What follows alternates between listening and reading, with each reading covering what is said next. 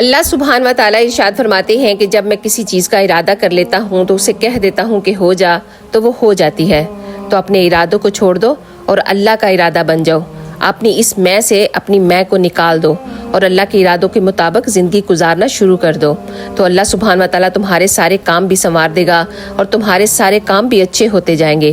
کبھی اگر اپنے اعمال کی وجہ سے آپ کی صحت بگڑ جاتی ہے اور آپ بیمار ہو جاتے ہیں اور آپ پریشان رہنے لگتے ہیں اور زندگی کی سمجھ بھی نہیں آ رہی ہوتی، تو رات کی تاریکی میں جائیں اور نصف شب اللہ کی بارگاہ میں التجا کریں کہ اے مجھے بنانے والے، مجھے پھر سے بنا دے۔